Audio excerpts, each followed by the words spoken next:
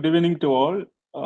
Now we are starting a monthly law review, important legal news published in the Hindu Daily.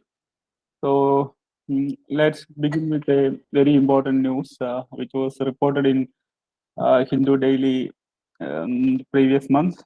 There were a lot of controversy regarding the secular aspect of India, especially on those news that you are seeing on this on the PPT, that Ram temple in Ayodhya will be the Rashtra Mandir, says the Adityanath, the Chief Minister of Uttar Pradesh. And another important controversy is regarding suit for Hindu prayers inside the mosque posted for July 8th. And also the very controversial issues. There were a lot of news across India in many states, including UP, Delhi, Karnataka, and a lot of unsecular religious conflict in the form of hate speech and in the form of unwanted religious claims, and for prayer inside the mosque, and many petitions filed in many courts for such claims, including yeah, some petitions are filed before Archaeological Survey of India for historical verification of many important monuments that that in many mosques in India were built by demolishing a Hindu temple. So after 1947, as you know, that India is completely governed by a secular constitution, and that is the reason for these arguments. The question is, as you know, that the preamble of the Constitution and Article 25 of the Constitution and Article 26 of the Constitution, that India is actually a secular country. So, what is the reason for these kind of arguments? Whether these arguments will affect the secular fabric of India? These kind of claims definitely weaken the secular fabric of India and its diversity, and fundamentally against our democratic constitution and the rule of law. So, as you know, that there was a very controversial issue that the hate speech by suspended BJP spokesperson Nupur Sharma, and the Supreme Court held that the Justice Suryakant and the Justice Pardiwala, they held that the Sharma is single-handedly responsible for everything that happening in this country after her statement against Prophet Muhammad. So, I have been analyzing these this important news reported in Hindu on the basis of three documents, the two books and one magazine. The first book I referred is a lecture from Colombo to Almora. It is a book written by Swami Vivekananda, and it is a very interesting book where in page number 223, where it is mentioned that that was a speech of Swami Vivekananda in Madras, and that the title of the speech was "The Future of India." And in that particular speech, he said, I am reading the page number 223, where he mentioned that we must be bold enough and must be brave enough to speak of their defects. Here, their defects means the Brahminical philosophy of Varnasrama system. That is, he mentioned their defects. But at the same time, we must give the credit that is due to them. And he also gave the credit that the contribution Brahmins had given on that time. And remember that, quoting a particular proverb, remember that old English proverb, give every man his due. Therefore, my friends, it is no use fighting among the caste and religion. So what good will it do? What good will it do? And it will divide us all the more, and weaken us all the more, and degrade us all the more. This was the statement of Swami Vivekananda. It will, if we have a religious fight, it will divide us all the more, and weaken us all the more, and degrade us all the more. And what was he mentioned in the same speech?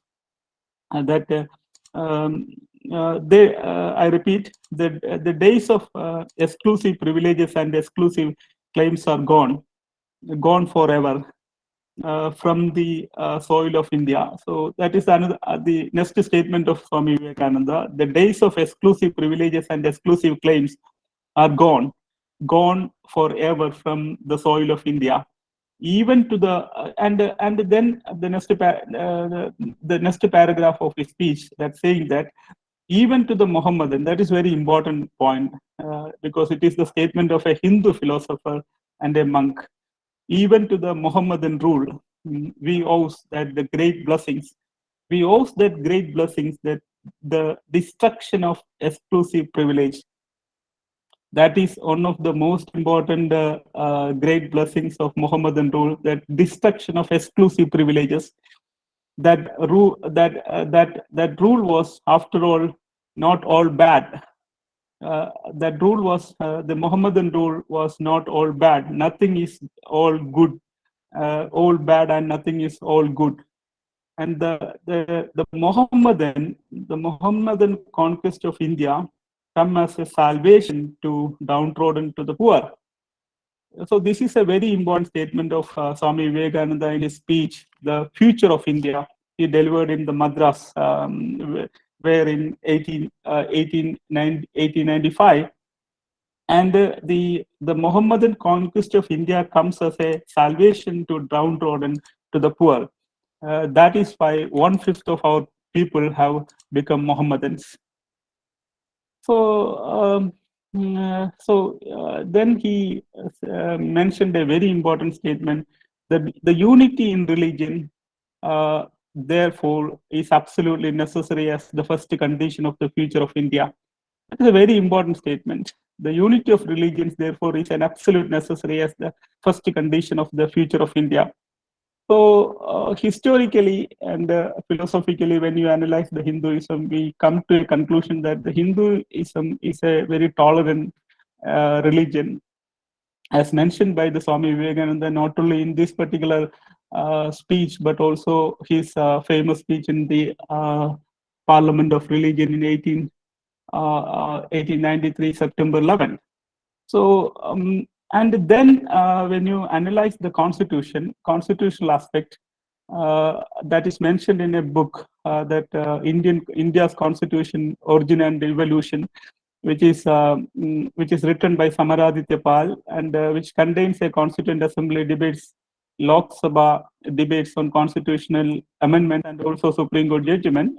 It is a 9-volume book. In the first volume, it is clearly mentioned about the Constituent Assembly debate, especially a debate which was related to the preamble of the Constitution.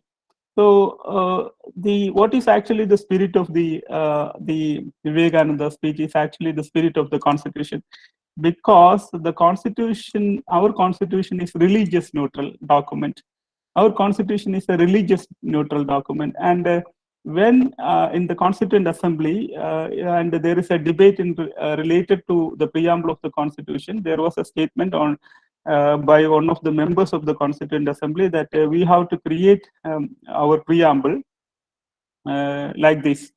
That is, we the people of India, solemnly in the name of God, resolve to constitute India into a sovereign democratic republic. And it was rejected. It was rejected because it is not the discussion in that discussion. It was rejected because of the reason that the members of the Constituent Assembly, Dr. Ambedkar, including the Dr. Ambedkar, said that it is not good because our country is not only a country of atheists, but also this country is an country of theists. It is not only a country of theists, but also it is a country of atheists. And this country is not only a religious country, but also this country is the people of this country is also non-religious. So then there was another Constituent Assembly debate where it was also related to the preamble of the Constitution, where there was a proposal that we have to constitute our preamble and the Constitution like this. That is, we the people of India is solemnly, in the name of Mahatma Gandhi, solemnly resolved to constitute India into a sovereign democratic republic. So it was also rejected. It was also rejected by the Ambedkar and other members of the Constituent Assembly, because of the reason that the Constitution does not want to project any particular figure in front of the world as a supreme. Even though Gandhi had a great role in our freedom struggle. So we do not want to project any particular figure in front of the world as a supreme. Rather, the Constitution want to project and give sovereignty to all citizens of India. That is a true meaning. That is actually the true meaning of democratic sovereignty. So therefore, sovereignty in the democratic republic lies on the people of India, as mentioned in the preamble of the Constitution. The same people of India, as mentioned in the preamble of the Constitution. Hence, promoting one religion, promoting one individual, promoting one organization, promoting one language will definitely affect the diversity and the plurality of our country, and may leads to the many deterioration of many of the values of the Constitution, including the unity and integrity of the nation and the common brotherhood of its people. So this was the content that I found in the India's Constitution, Origin and Evolution, written by Samaraditya Pal. So then we look into the one of the most important cover story reported in one of the most important leading magazine in India, that is Outlook. So in this Outlook magazine, there was a very important cover story, which is archaeology. The title of the cover story is actually archaeology. And I already mentioned that there were so many petitions were filed even in front of the Archaeological Survey of India for investigation of many historical places. So the question is whether even the Archaeological Survey of India, whether it is a independent institution which is actually investigated in the cover story of Outlook magazine. In this magazine, the title of the cover story was archaeology, and there was also a subtitle, "Seek and we shall find." That is actually the subtitle. And you know that Archaeological Survey of India, founded by the British, but driven by Indian field officers working diligently and meticulously in their search for truth. So it is actually a truth-finding institution. And the Archaeological Survey of India was founded in 1861 by Alexander Cummins, become its first Director General, and in 1958 it was brought under the Union Ministry of Culture through an act. This is a government organization run by bureaucrats and is politically controlled by the government. After all, bureaucrats falls in the line with the government of the day. This was the statement which we could see in the cover story of Outlook. This is a very important thing because of the reason that the Archaeological Survey of India is a truth-finding institution. As you know, that the truth-finding institution in a democracy must be absolutely an independent institution, and there should not be any governmental intervention in that institution. For example, you can see this in the constitutional codes, and you can see this in the Controller and Auditor General of India, and you can see also the same features in the investigation agency. That is a must. Because of the simple reason that these are the truth-finding institutions. Anyway, study, this particular cover story, then specifically mentioning the government intervention in the institutions like Archaeological Survey of India, because the cover story is saying the fact that in 2002, when the NDA was in power, the Archaeological Survey launched the Saraswati Heritage Project, which was a multidisciplinary study of rivers considered holy by Hindus. After the BJP lost the election in 2004, the Congress-led UPA government stopped this project. However, it was revived by the Archaeological Survey of India after the BJP NDA came back to power in 2014. So this is a very important point, that these institutions are working in line with the government's policies. So the most important question is they did a work in Saraswati Heritage Project, which was a multidisciplinary study of the rivers considered holy as by Hindus. But they didn't have a multidisciplinary study of what happens in the Buddhist and the Jain temples in the country. They didn't have any such kind of studies, and they didn't have a multidisciplinary study on the mosque, which are considered holy by the Islam. And they didn't have a study of churches considered holy by the Christians. So these institutions are working in line with, that is the most important findings of the Outlook magazine, that these institutions are working in line with the governmental policies. But the most important point that is relevant as far as these institutions are concerned, the Archaeological Survey of India is concerned, this institution is a truth-finding institution. So this is the first important news reported in the different news reported in Hindu, which I consider it has a constitutional importance. എന്താണ് ബെയിലുമായിട്ടുള്ള ബന്ധപ്പെട്ടുള്ള കാര്യങ്ങൾ, all matters which are related to bail has been mentioned under section 436 to 450. അപ്പോൾ ഈ 436